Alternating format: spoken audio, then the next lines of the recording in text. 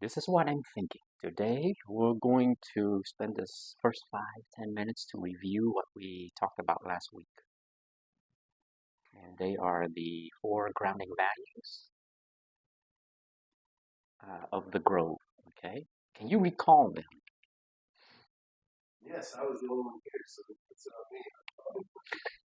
Compassion, consciousness, humility, and wisdom. And we talked about other things too, like patience. Yes.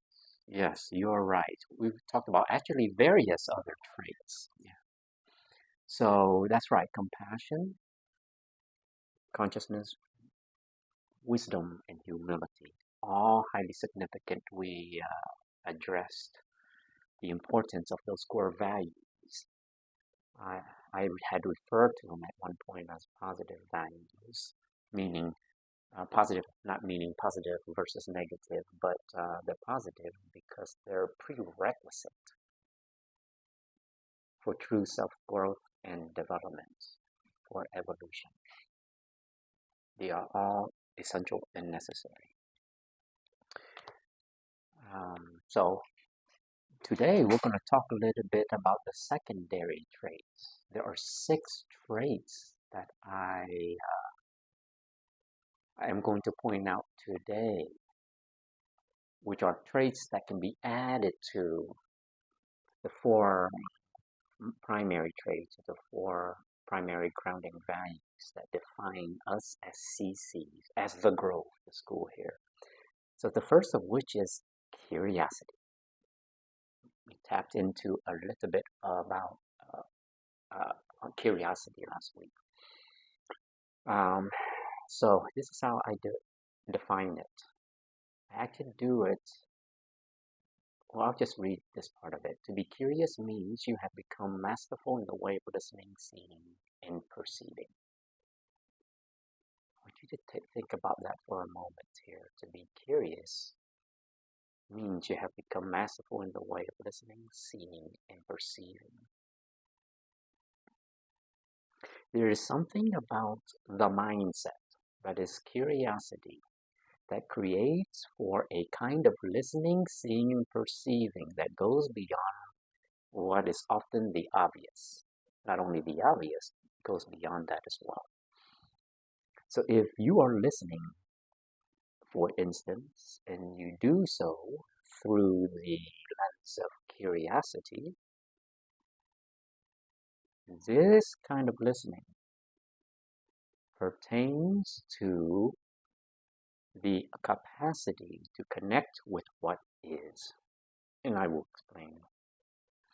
Curiosity can be defined as freedom from preconceived notions and a sense of relaxed openness. I will say that again. Curiosity is defined as freedom from preconceived notions. And this last part, equally important, in a sense of relaxed openness. What that implies is that when you are curious, your mind is all expansive, and the process is all encompassing. That means everything that comes within the purview of your perception becomes an object for your curiosity to explore. The relaxed openness is a process by which, when you are observing an event, a situation, another, a child in this case, let's say in the grove, your mind is open in a way so relaxed that it is all accepting. It does not matter what the child says or how the child says it. We are all accepting. Curiosity is the practice of connecting to the world and to others. The act of curiosity is the process of actively seeking understanding, but never having established it. Okay, follow me here if you can. It is actively seeking understanding, but never having established it. You get it? Your curiosity is what makes you want to understand a thing, a situation, a circumstance, another human being. The part where I said, but never having established it, is you will come to a conclusion, whatever that situation is, or whatever that child says. You will come to a conclusion, meaning whatever the child says, you will make sense of what the child says. But you want to assure that even though you make sense of what that child is saying, you do not establish a conclusion. We're constantly keeping our mind open to possibilities. This implies that we can come to an understanding. As I said, we will come to a conclusion, no doubt. This implies that we can come to an understanding, but we can never achieve all possibilities of understanding. Okay, that's why we keep our minds open to possibilities. I can assume I know what a child is saying. I can assume because I have more life experience than the child. So I deem, right? So I think that. However, unless you are that child, because human beings are complex, a child especially, despite our experiences, we can never fully understand what the child thinks, feels, or perceives. That will happen though. That will happen in the school. A child will come up to you and will share with you a thought. And then you will be inclined to share your opinion. And the child will say, well, I was thinking more along the lines of, here we go. Right? We thought we knew. We thought we understood. Problematical. The fact that we can assume we understand is problematical.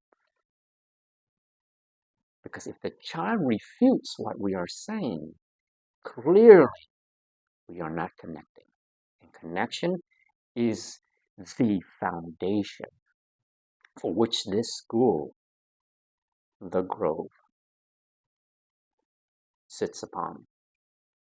Everything we do, from the way we look at the child, the way we speak at the child, the way we embrace the child, the way we may offer lunch, the way we read for them, the way we offer a teaching course, is an attempt to connect to the child. Okay. So curiosity has a beginning, but it has no ending. It starts with openness. It starts with having a vast perspective of the possibility, but it has no ending, allowing us to be forever curious.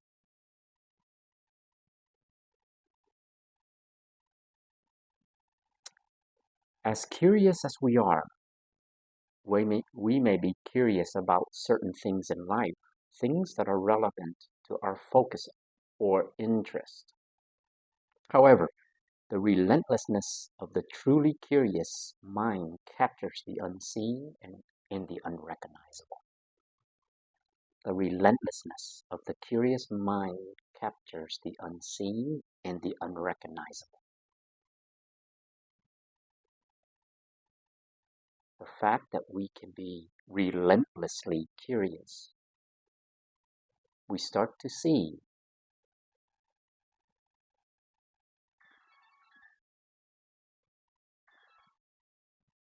develop mindfulness. Yeah. So because we are relentlessly curious,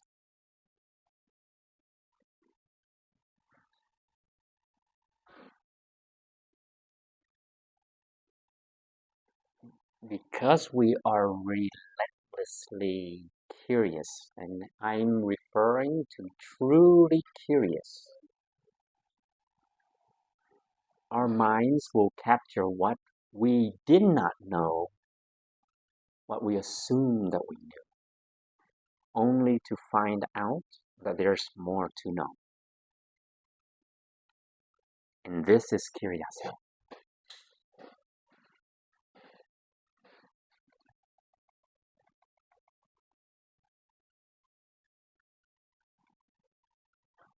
Curiosity in this space.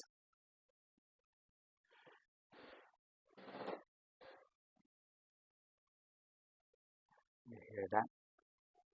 The creak? Everything within the space. I'm going to explain what curiosity would look like. Okay. Curiosity in the way of relating to what goes on as it is happening.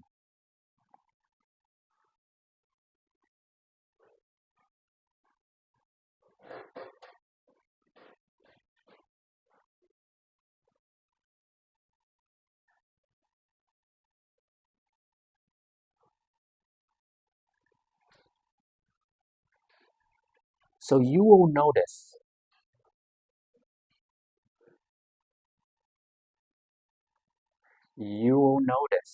as you are in this space, there are many things happening.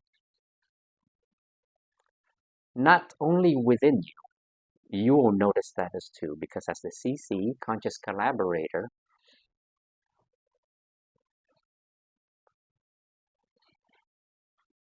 relating to the space here is to relate to what is happening in that moment. Did you know you can find curiosity just by combing your hair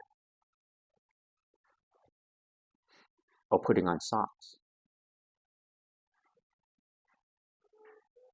watching rain pour down,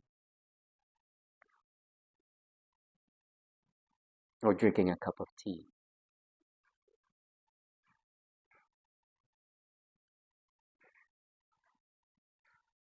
So what does all of this have to do with being a CC in the grove? As I aforementioned, you will notice, if you listen very carefully and do so with curiosity, things are always happening that will reflect that curiosity is at play.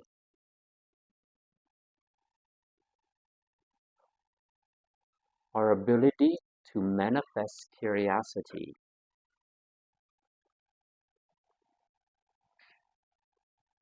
allows us to relate to the child,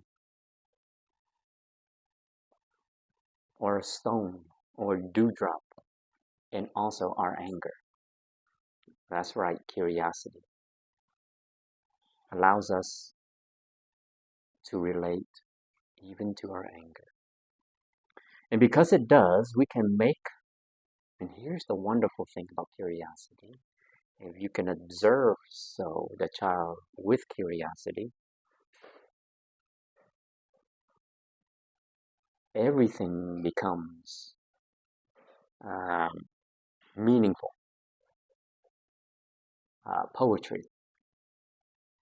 beautiful. Otherwise, hair is just hair. A stone is just a stone. A cup of tea is just a cup of tea. So, meaning and purpose established through the curious response allows for deeper meaning, which then allows you to respond deeply. Okay? So that's curiosity. Number 6 is sympathetic joy. Oh, I so like this trait.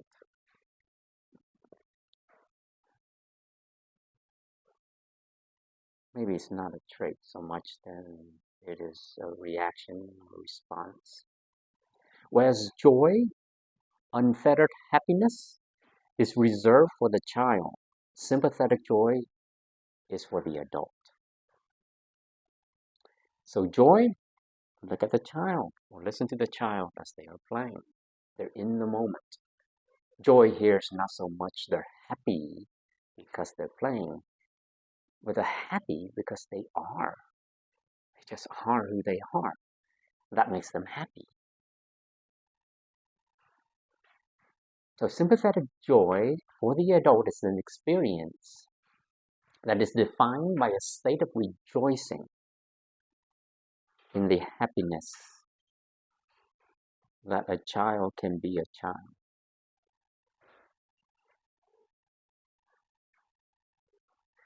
Our ability to see the child content as she or he is brings about deep contentment for the adult.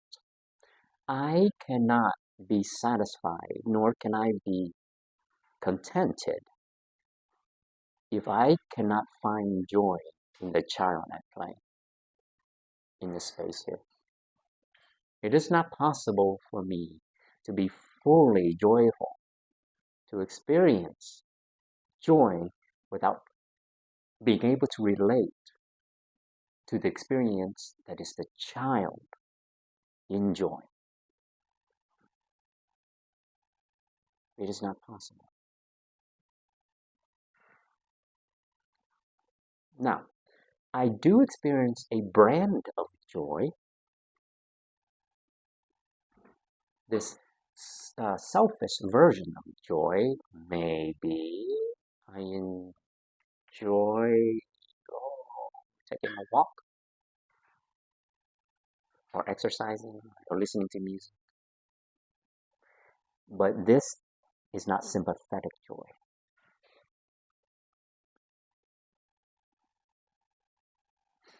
And for the CC to have experienced this kind of joy is like getting a reminder that the child is experiencing life in the simple moments of every day. As such, the CC fosters an appreciation for life. The fact that the CC can bear witness to the miracle that is joy in the child, playful as she or he is,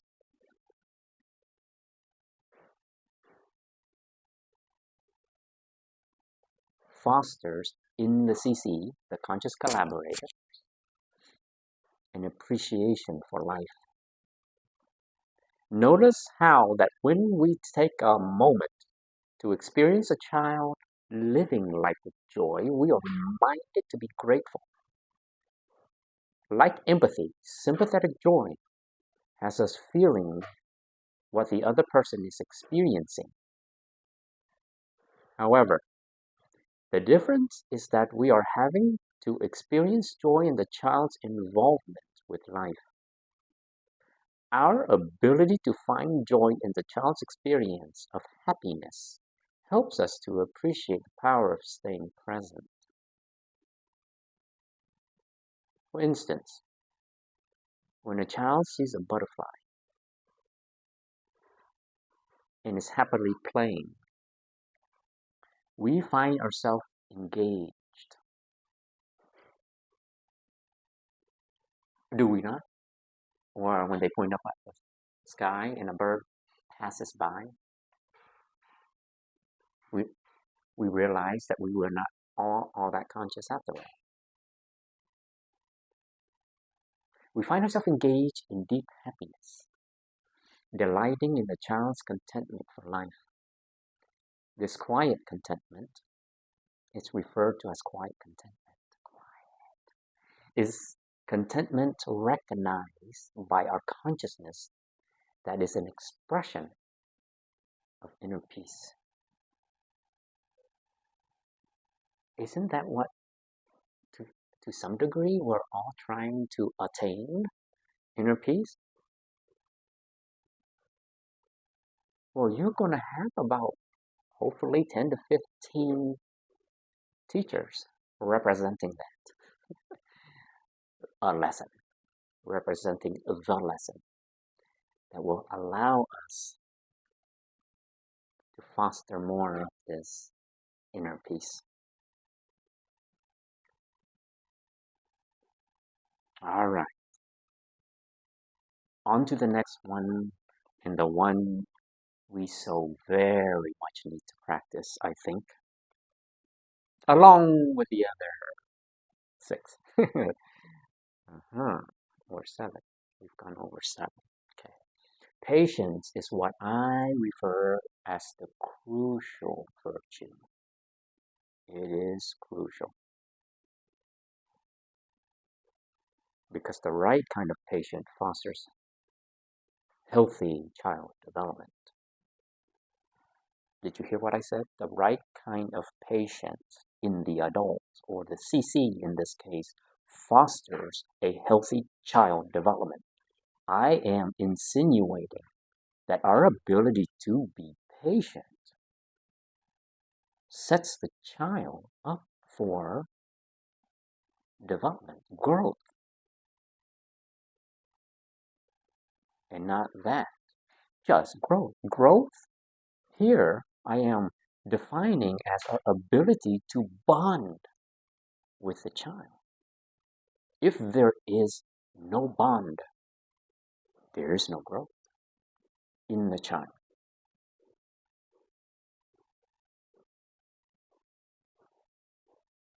If there is no bond, what you will see and find is that the child is merely surviving. Without that bond, there is no meaning. Without meaning and purpose, there is only despair. Where there's despair, it's about survival. Trying to figure out where they can find meaning amidst the despair. The child is built, born to raise us so we can raise them. They are born to want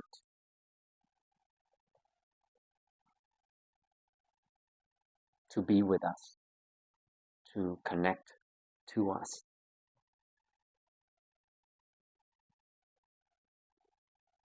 Here are some practical practices I put down for the CC. You may be doing some version of this already, but always keep this in mind. I will remind us from time to time. Wait until the child is done speaking.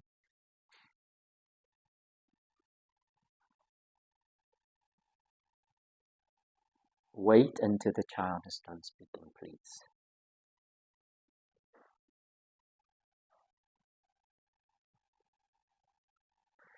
Number 2, wait until the child gives you permission to speak. Do not add your 2 cents. Do not impose your opinions. Do not share your thoughts. You wait until the child gives you permission to speak. And this is how they do it. After they're done talking, you may notice a pause. And they're looking up at you for some kind of validation. And your gaze makes a difference. You'll be able to intuitively recognize when you are allowed. Now, here's another way. Here's another solution for that. When they ask you a question. It is when they ask you a question, you are permitted to speak.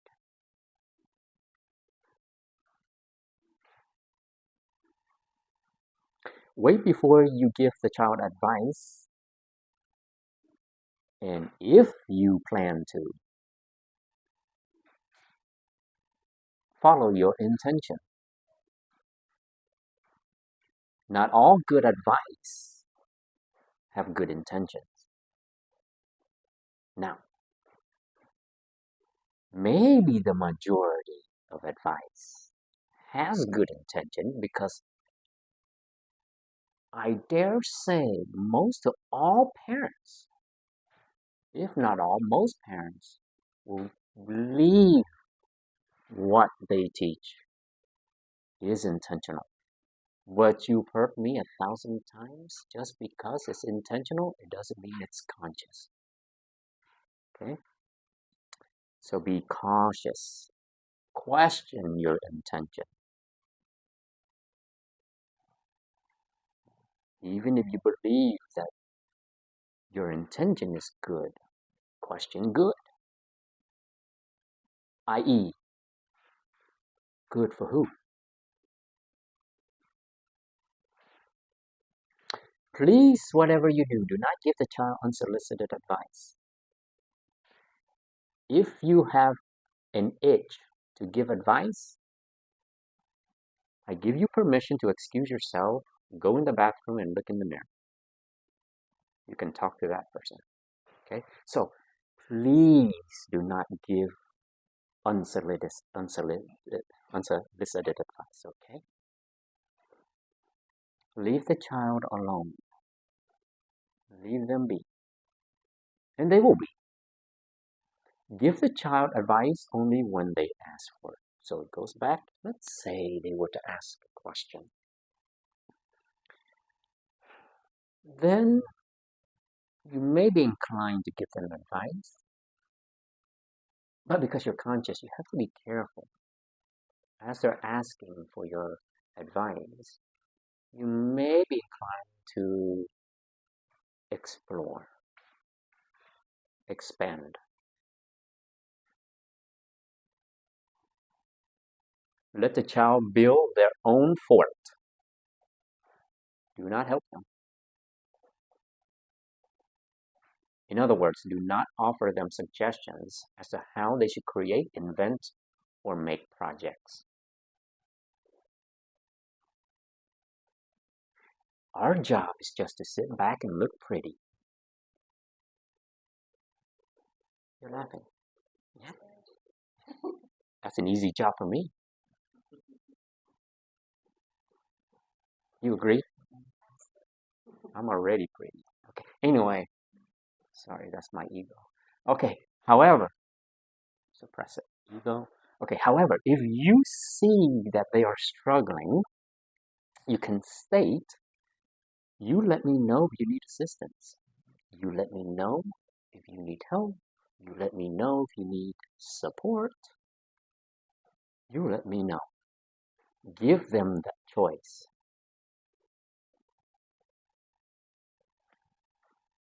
Allow them the opportunity, right, to give you the choice. This will empower them. And empower fuels maturity.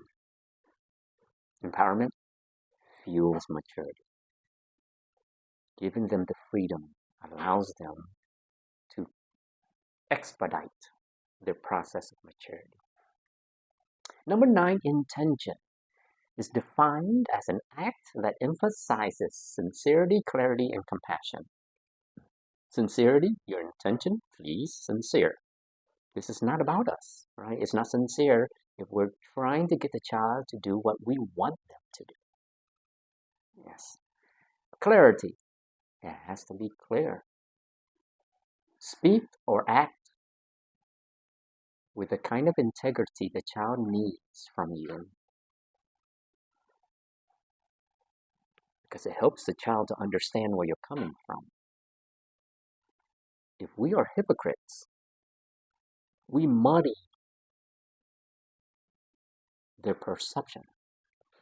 It's hard for them to follow through or understand what we're saying when we're hypocritical. And compassion. Intention better be compassion. Okay? Our intention. As a CC, it may be a good idea to set an intention before starting the day. I'm going to recommend this to all of us. Okay. For instance, highlighting the desire to be meaningfully kind can be one's intention while in the space working with the kids. Or the CC can emphasize the practice of intentional listening. When the child is speaking, by being intentional, we are reorienting ourselves. to the moment. So when we're listening intentionally, we are acting in a way that we are orienting to person, place, and time. That's the power of intention, rather intentional listening.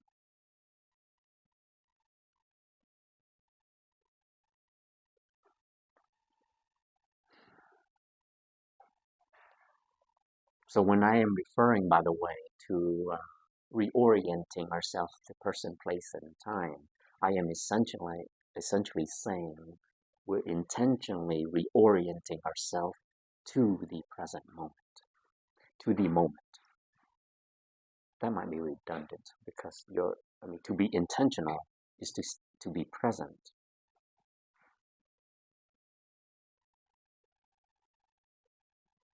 And so we stay in the moment where the child is living. So what that means is we stay in the moment with the child as they are existing, as they are doing whatever they are doing, as they are playing, as they are crying or complaining or fighting or arguing, as they are opposing. We're just staying in that moment. Okay. And number 10, okie dokie. I had to put this. Number 10 was something different until 3 nights ago. Simplicity. Simplicity. This is defined as embracing a straightforward approach to life and reality. It is appreciating the ordinary. I'm going to give you permission to be ordinary. We do not need to be extraordinary. You already are. We have to already recognize that. The fact that you're just conscious is extraordinary. So when we're relating to the child, we do not need to create an extraordinary experience for the child. They will for us. They will for us.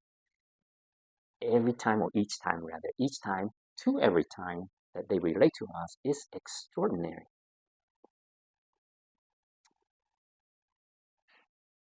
Why is that?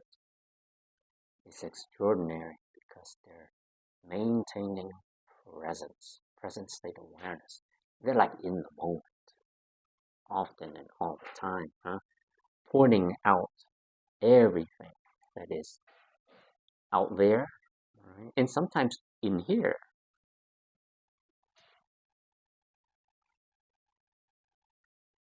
When my child was young, 6 years old, I recall her saying to me, Dad, mindful tone. I was like, oh, sweet.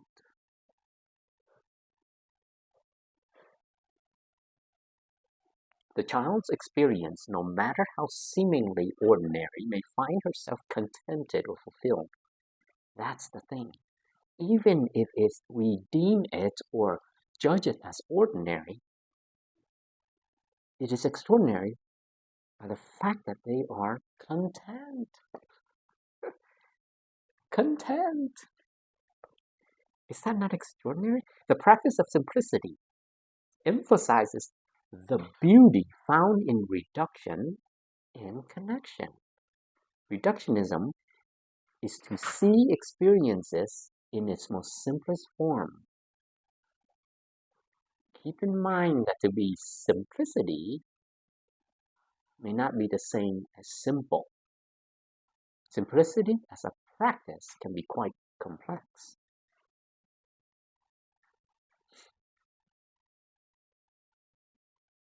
In the sense that when we can be simplistic, we are tapping into the now, the present. It's not that complex. Listen. It's not that complex. It's simple.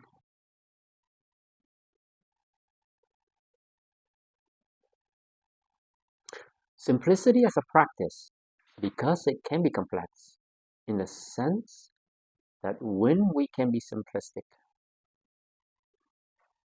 we are present to the child. And presence, here's the neat thing about presence. When you are present, you are not judging. So presence contrasts judging.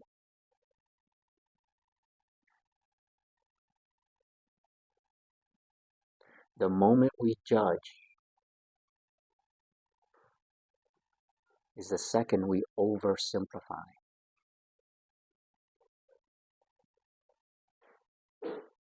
Which is the tendency to overthink. To overthink a situation, to overthink a child. It's not that complex. Okay? So be cautious. Anytime you feel like you're judging. Like I found myself judging quite a bit today. Like, gosh, I was in the front yard here working on some flowers. Man, it's hot. And then I reminded myself, keep it simple. Keep it simple. To say to myself, gosh, it's hot. I'm oversimplifying an experience that deserves or just my awareness. I was overthinking it, right? It need not to be overthought, right? So, if a child comes to us and tells us a story, we need not to embellish it by adding our own version to the story, okay? Solipsism, all right? Solipsistic. It essentially means I exist and you do not. And even if you do exist and you're sitting before me, you are nothing but a figment of my imagination. So do not be solipsistic, right? So I am not the only person on this planet that exists. I am not the only CC or human being in the grove that exists. There are 10, 15 different souls running about that are well established, that has nothing to do with me.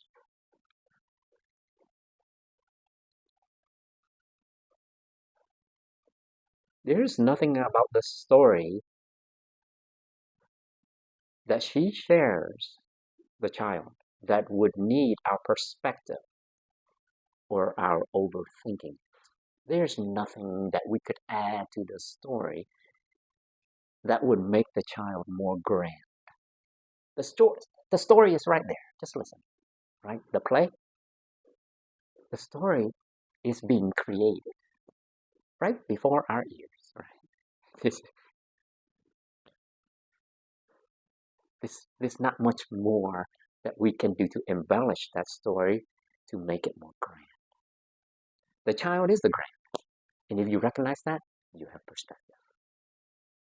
Okay? By being simplicity, we are present to the child as is and is becoming as she tells her story. And by the way, they are always telling us a story. It's not just through the act of play, but follow their mind's eye. As they engage in curiosity, there will be a story told to us that when we are open to the possibilities, a story that can be recognized. Perhaps not fully understood because we are not them. But if we can recognize that there is a story, then we would have achieved perspective. The ability to stay present to her thoughts and feelings is what creates the interconnected whole that defines the relationship between the parts that consist of the child and teacher, the CC. Okay, the ability to stay present to her thoughts and feelings is what creates this interconnected whole that is defined by the relationship between the parts that consists of child and teacher, the CC.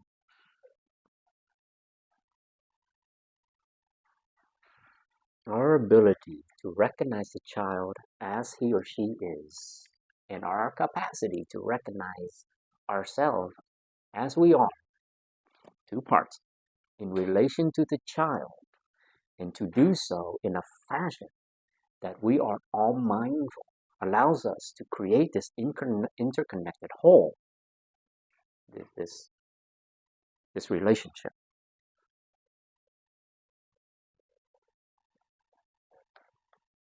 This is easy, huh? Easy arithmetic.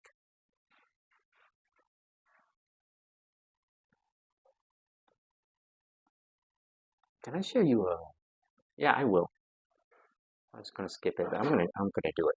So in Japan, they have this practice called wabi sabi.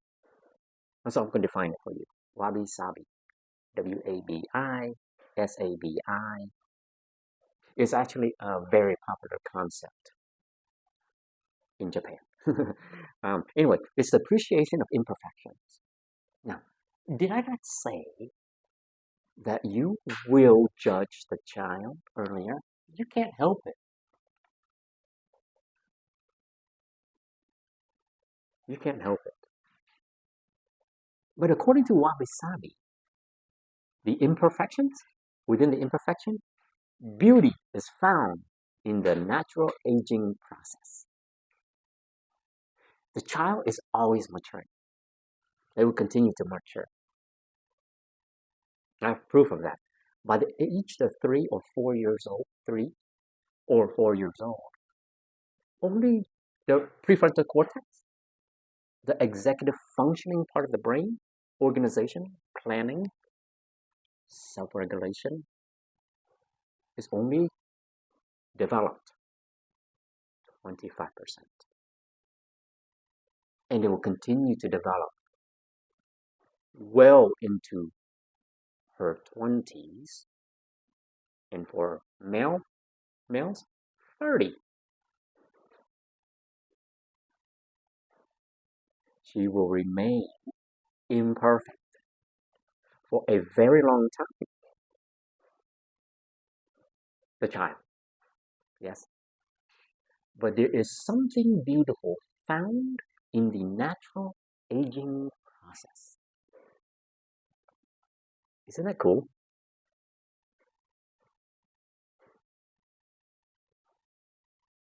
So even if a child comes to us hurt or damaged and is particularly imperfect, we have no choice but to find beauty in the idea that this is part of a process. That's why we don't punish children, especially young children from the age of 25 and younger, when the brain is still developing. I hear it often. This child is disrespectful. The concept makes little to no sense in psychology. No, disrespect is a subjective perception. It is not a trait. It's a subjective perception. This preconceived idea, belief, and is, by the way, influenced by many factors, like culture. If you live in a culture that punishment is the way to parent, you miss this whole that is the picture of the child. Never punish a child when you as an adult can barely regulate your own emotions and thoughts, right? But yet, we do that. We are very well versed in the way of punishment. But then when we make mistakes and we were imperfect, we blame other people. Oh, my boss is, that's why I didn't show up to work today. Or my child is just out of control. It's not my parenting. Yeah, right. So, anyway, every child that comes to the grove in their own way requires, and listen carefully please, requires needing care. Needing care. I'm going to explain what that means in a moment. A hurt or damaged child is particularly imperfect and may be seen as more beautiful than a perfect one because she or he carries a sense of needing care and history. Every child that walks through that door, the grove, recognize that they need what's referred to as needing care and history. And that's what we're sensitive to, not disrespect. Not disrespect. That word does not exist in the psychological realm. Okay. Now, I would venture to guess a disrespectful child, quote unquote, is a child dysregulated, disconnected,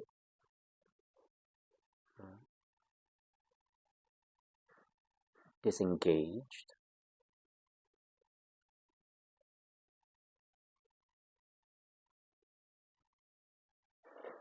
Okay. Every child that comes to the grove, again, in their own way, requires needing care and contained history. What purpose does punishment do for the child when they're walking around having been brought up the way that they have, hence their history, or I can't make sense of why we would punish that. That is history. When we ourselves carry a whole lot of that, and when we ourselves too are imperfect.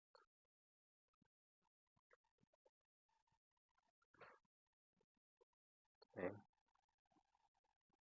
It may feel natural for us to want the child to be happy by teaching the child to be happy. However, to do so is quite complex process, one that cannot be achieved so easily, because we know that we have a tendency to do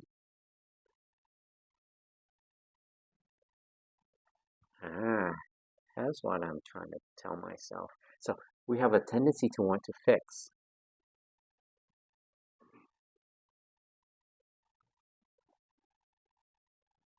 And that energy, by the way, the energy to want to fix is well spent when directed inward. Yes, Dakota? Yeah. I appreciate you recognizing that the way that you did. Yes.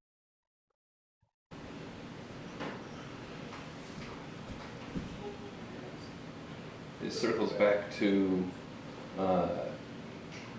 just because it's good intention doesn't mean it's good. You can't fix without imposing.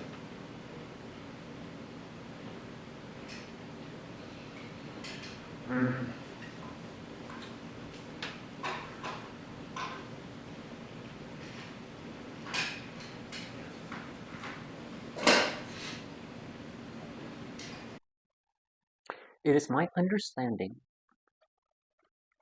that when the child is imperfect, and it will happen. The first day that you are here present, ever so present, you will recognize that each and every one of these child will be judged. That indicates to us that they are imperfect. We are allowed to judge them because we are conscious, but we are also allowed to keep it to ourselves. So it is a natural tendency to judge the child. We do that. We all do that. And because, remember what I said last week? There are two types of people who judge the most. What two type of people? The conscious is one, yes, and the other is the narcissist. So here it is. And some, a combination of both. So, and we may be a combination of that both. But my point is this. Recognize that, okay? So these kids will come in and they will retain their imperfections. You will see conflict within and conflict interpersonal. I'm hoping that we could establish this sort of process. I think we're going to refer to as growth circle, where at some point, if they don't appear that they are learning, so a child is creating conflict and continue to do so day in and week in and out. Resolving problems should emphasize fostering a sense of belonging. So I may be inclined to meet with this child and establish a connection with the child so they feel a sense of belonging. A child who is opposing or oppositional, rather, is a child who is not likely going to make a lot of friends. Now, for whatever reason why this child is quote unquote disrespectful or disobedient, matters not. It's our ability to create this sense of belonging that will be the reward. So every time a child acts out, we're going to reward them. That's right. I hope this makes it on Oprah, because she will get a lot of fight back. So I said it. Every time a child acts out, we're going to reward them. And how we're going to do it is we're going to establish a connection, a bond that will allow them to achieve a sense of belonging. And every human being, not just a child, who feels a sense of belonging has meaning in their life.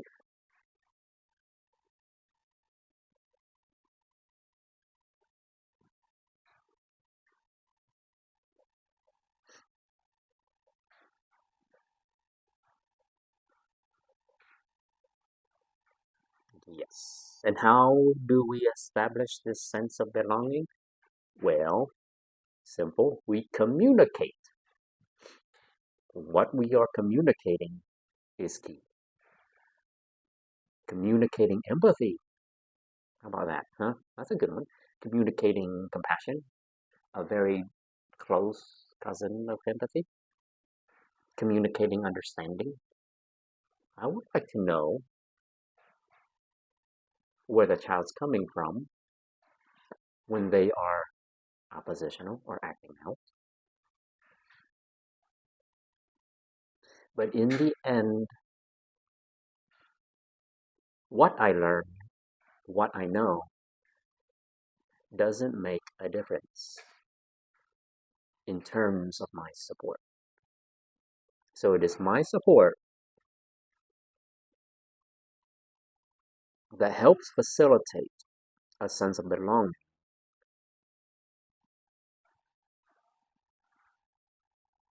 That will be the reward.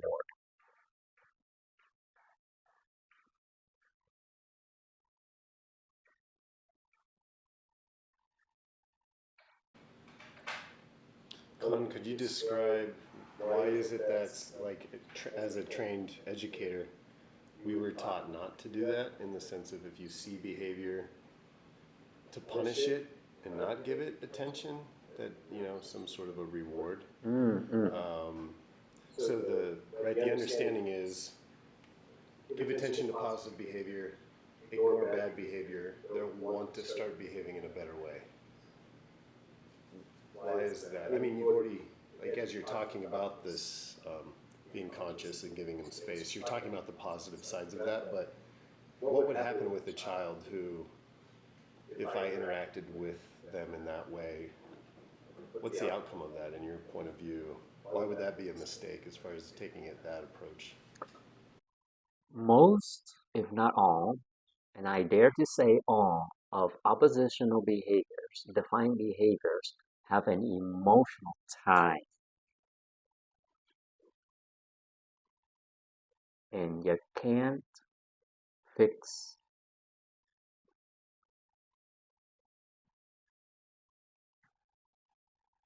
a child's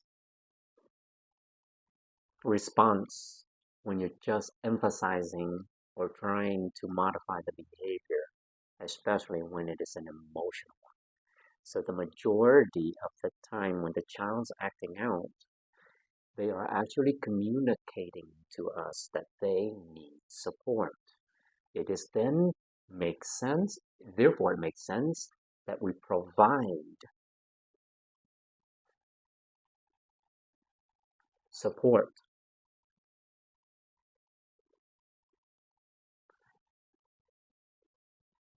It is not sufficient that we are modifying the behavior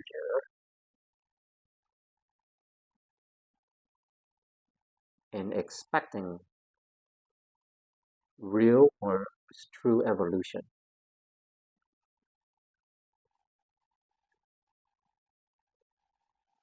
It is not sufficient to look at the behavior alone, because what you're going to do is reduce the child to one element, one aspect. The child is also an emotional being, not just a behavioral being. He may be a spiritual being.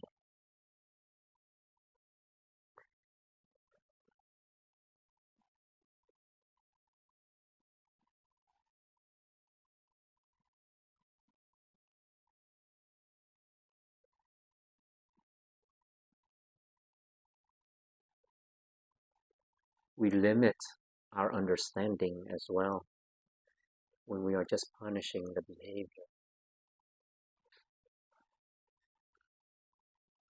And oftentimes, we limit them to mere expectations.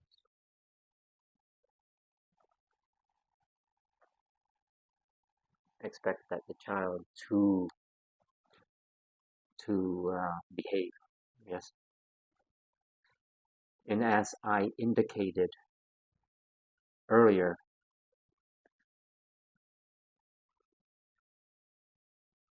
the child is constantly moving, they're constantly acting, and then they are expected to sit still or behave.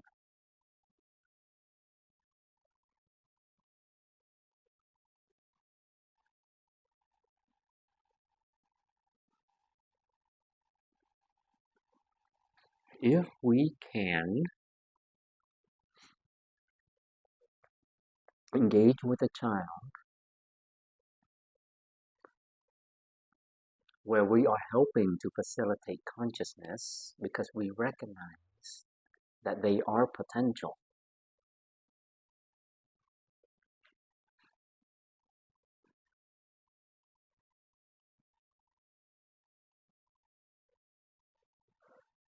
We set them up to think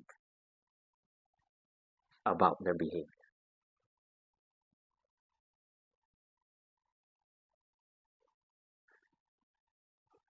And when they can think on their own, that essentially, ideally, is what we are creating.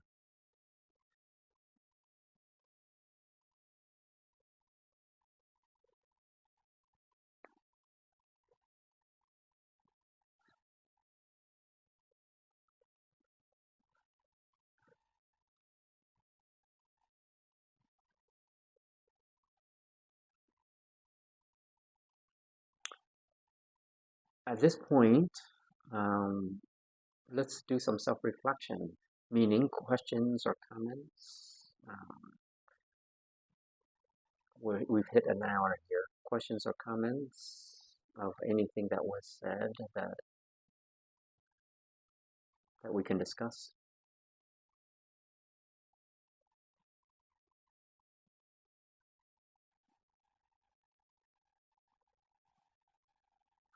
I found it interesting when you were talking about curiosity, how it has beginning, but it never ends. Right?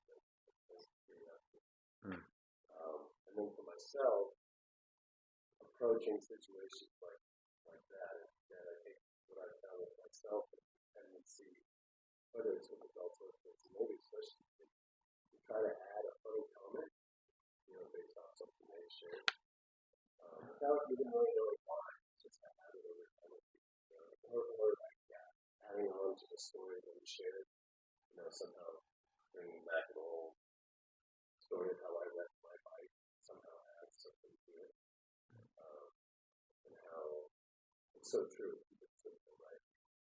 Just it's not about me, that, and it just for them, what are they thinking on their side?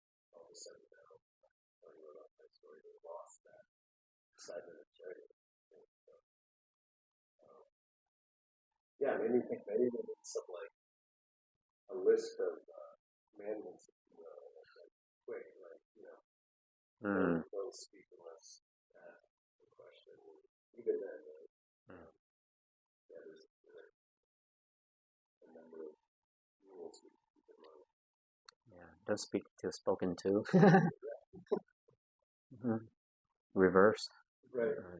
Oh, by the way, you may find yourself having to remind the child 10 times over to clean up their cubby or put on their shoes. And I would tell, and I've had parents who have said, in the morning we need to get going, we need to brush, we need to do, and I remind my child 1,000 times, but they won't do it. I said, that's awesome because it reflects to me that your child is a child. So that part, please do not expect the child to put on her shoes the first time, the 5th, or the 10th time. I have to remind them that for them to be able to shift the perspective that way requires a much more evolved brain. We are easily distracted, right? We ourselves as adults. So what do you suppose a child, what would we expect from a child, right? The brain has not fully developed. And yet, and because it's still learning, the child's still reactive.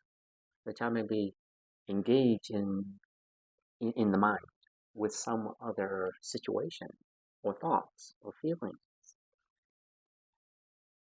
So it is expected that we remind them 10 times over or 20 times over. And then just a reminder, remember, even if it appears that the child is not listening, it has nothing to do with the child being disrespectful. It is very likely has to do with the child being distracted.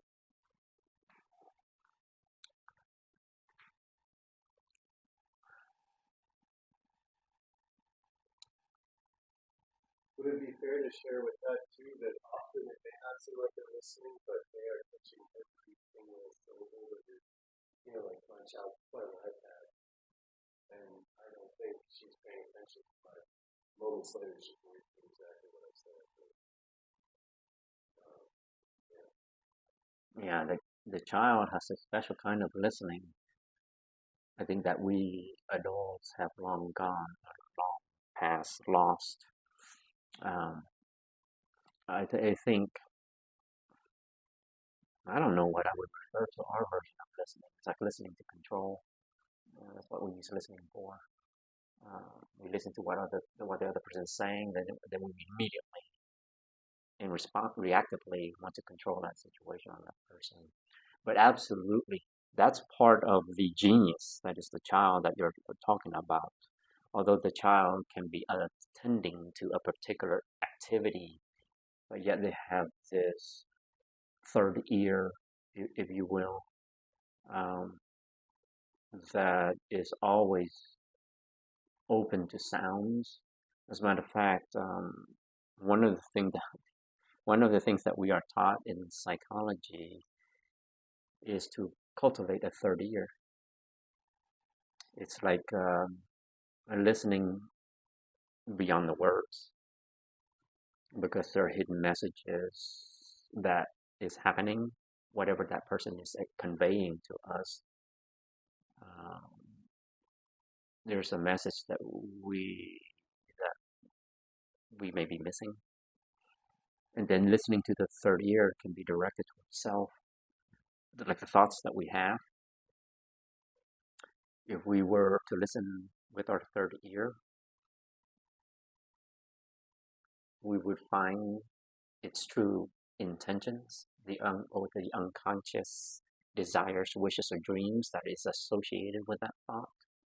In Asia, we talk about watching with the third eye, same sort of similar kind of concept. Observe and notice what the other person is saying beyond what is obvious, or listen or observe and notice oneself. See what we are saying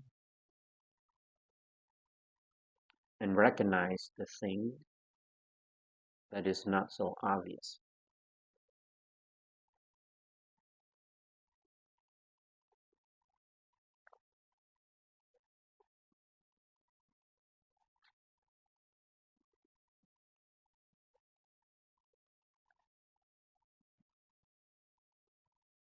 So here's something as an example, I guess that's not so obvious. There are cultural differences in the way that we perceive the world around us, right?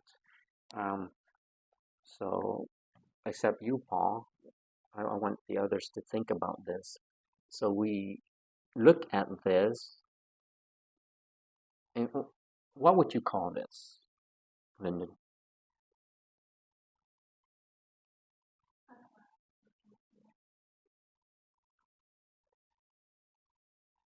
Enough said. Yeah. So in the West here, we would refer to as a glass. In Asia, it's referred to as a container. It is not a glass. It is a container. So we tend to label things based on what they look like. In Asia, they tend to label things based on what its purpose is. Right? So my point is, what if I were to say to you that there are things happening in the child expressed outwardly or projected that is happening all the time, a lot of what is happening we are unable to recognize. Unless you're a child therapist, right? That means the great majority of the time we're probably making assumptions about how the child feels and thinks based on our subjective perception of the event tied to history or cultural biases. Right?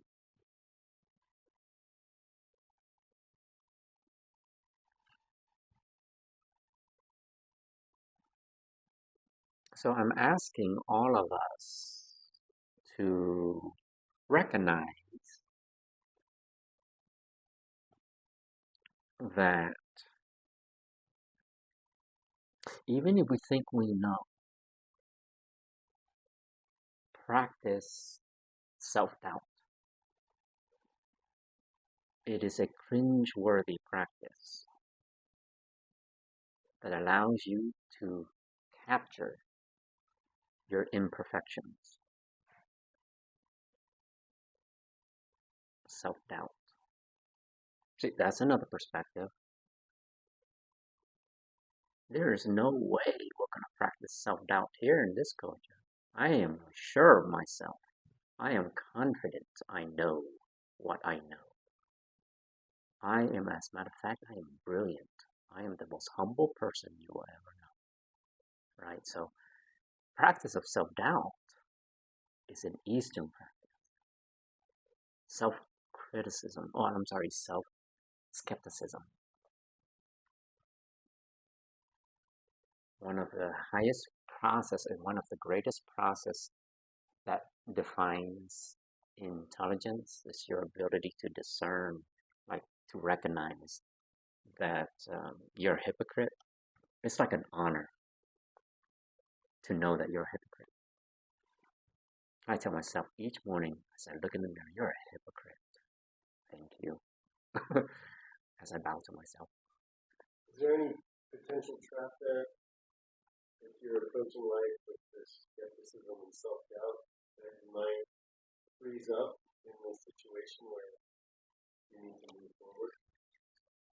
There is. If you maintain a stance of judgment and criticism, if you're self-criticizing yourself and you constantly are doing that and it is pervasive, then it leads to anxiety and depression. Sure. So what I'm saying when I talk about practicing self-skepticism or self-doubt is you have to do it through the lens of consciousness. That's why I've said before, only the conscious should be allowed to be angry people, or to be envious people, or to be hateful people. Only the conscious should be allowed. Because what they will do with anger, or what they will do with hate, is they will look at it through the lens of consciousness and transform it into thoughtfulness, or tolerance, or compassion.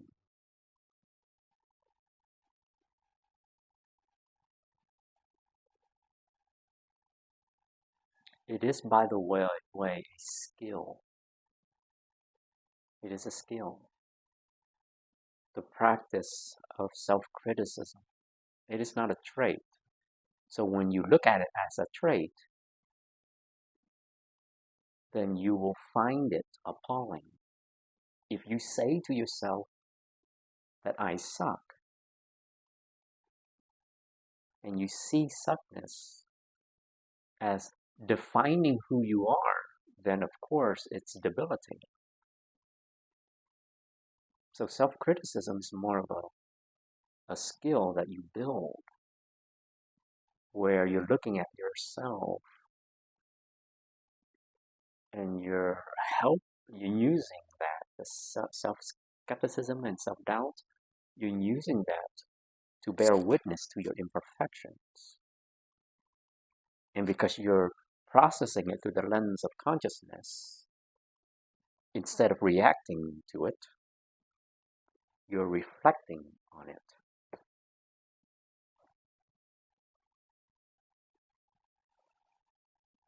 Alrighty, we're coming to the end here. Any other thoughts?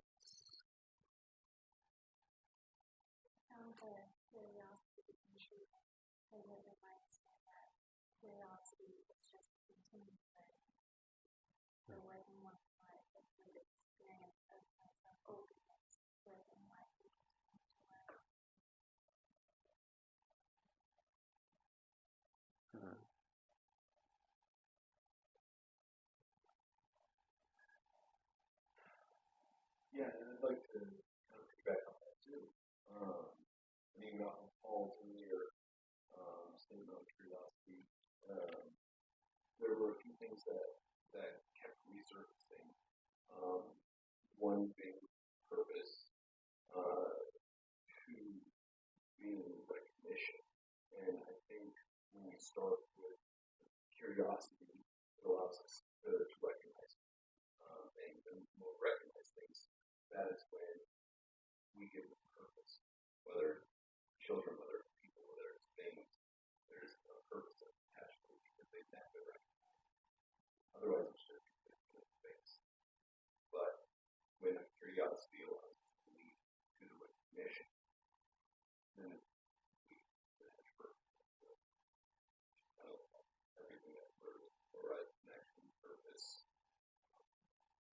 beings.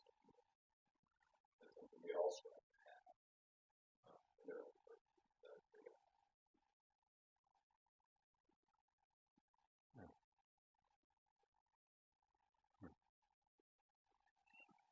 have. All right. So the next week we will have a session on cultivating growth mindset.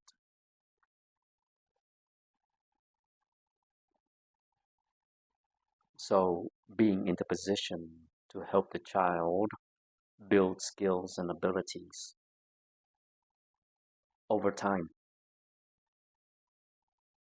by exerting effort and learning. And we can actually help facilitate that. There are moments, and most of these moments, it's just really going with the flow. But there will be times when we're engaging in ways that will help cultivate growth mindset in the child. Okay.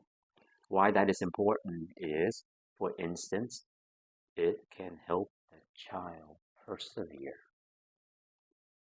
Growth mindset helps the child persevere. And as we spoke last time, perseverance is, right, the holy grail of all human traits, our ability to overcome. All right.